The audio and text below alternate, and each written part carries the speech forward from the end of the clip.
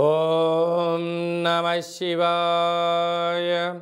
ఓం నమో నారాయణాయ.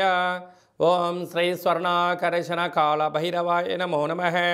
ఓం కాళకాలాయ విద్మహే కాళాతీతాయ ధీమహి తన్నో శ్రీ నరదృష్టి నివారణ కాళభైరవ దేవతాభ్యో నమో నమః.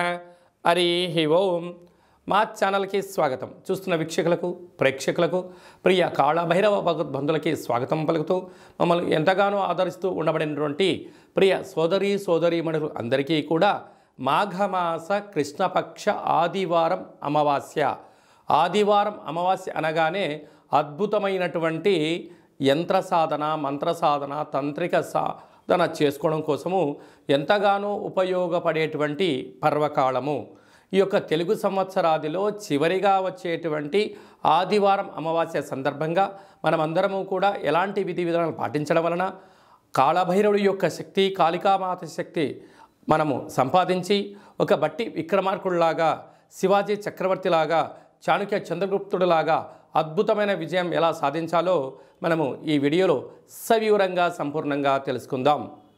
10వ తారీఖు 3వ నెల 2024 మాఘమాసము, కృష్ణపక్షము, ఆదివారము, అమావాస్య, పూర్వాభాద్ర నక్షత్ర సందర్భంగా మనం ఎలాంటి విధిని పాటించాలో సంపూర్ణంగా తెలుసుకుందాం. మేషరాశి వారికి వ్యయంలో రాహు సంచారం చేయడం వలన ఈ ఆదివారం అమావాస్య సందర్భంగా వీలైనంత వరకు ఇంట్లో కాళభైరవ స్వామిని స్మరిస్తూ కూష్మాండ దీపాన్ని ఏర్పాటు చేసుకొని మనకు సాయంత్రం 4:30 నుండి 6 గంటలకు రాహుకాల సమయంలో దుర్గామాత దేవాలయంలో లేకపోతే కాళభైరవ స్వామి యొక్క దేవాలయంలో రాహుకాల దీపం పెట్టగలిగినట్లయితే నరదృష్టి, శత్రు ప్రభావాలు, ధనపరమైన ఇబ్బందులు తొలగిపోతాయని చెప్పి గమనించాలి. వీలైతే కుక్కలకు 18 కుక్కలకు ఆహారాన్ని ఏర్పాటు చేయగలిగినట్లయితే రాహు యొక్క దోషం తొలగి మీరు ఏదైతే అనుకుంటున్నారో రుణ బాధలు తొలగి ధనం ఆకర్షించే పరిస్థితి కలుగుతుందని చెప్పి గమనించాలి.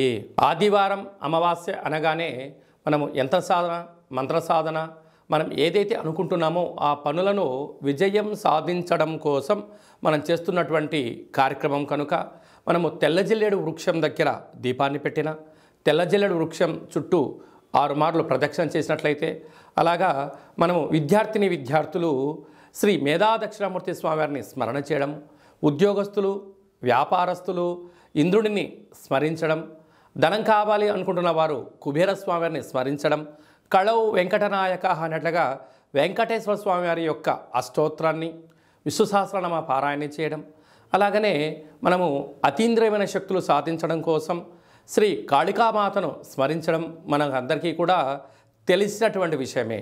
కనుక దైవం యంత్రాధీనం, యంత్రం బీజాక్షరధీనం, బీజాక్షరం మంత్రాధీనం, ఆ మంత్రం ఆచార్యాధీనం అన్నట్లుగా మనమందరము కూడా మంత్ర సాధన చేయడం వల్ల అద్భుతమైనటువంటి శక్తిని సంపాదించే పరిస్థితి ఉంటుంది.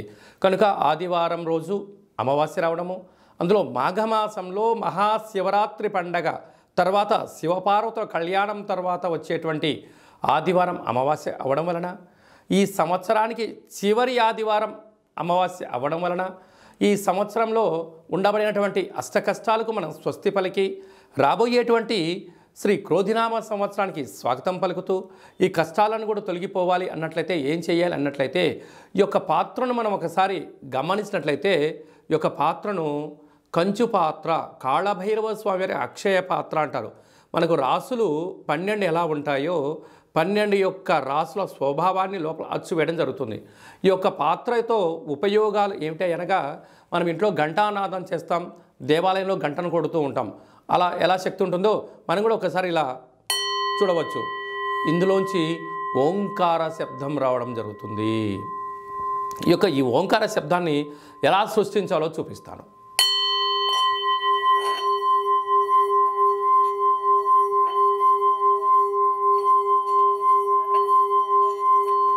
ఈ శబ్ద తరంగాల వలన గృహంలో ఉండబడినటువంటి జ్యేష్ఠాదేవి ఈ శబ్దానికి తట్టుకోలేక బయటికి వెళ్ళడం, ఈ శబ్ద తరంగాల యొక్క కారణం చేత బయట సంచరిస్తూ ఉండబడిన లక్ష్మీదేవి గృహంలోకి రావడం, మానవుని శరీరంలో ఉండబడిన చక్రాలు వికసింపజేసుకోవడం, మన మనసులో ఏదైతే కోరిక ఉందో అవి నెరవేరడం జరుగుతుంది.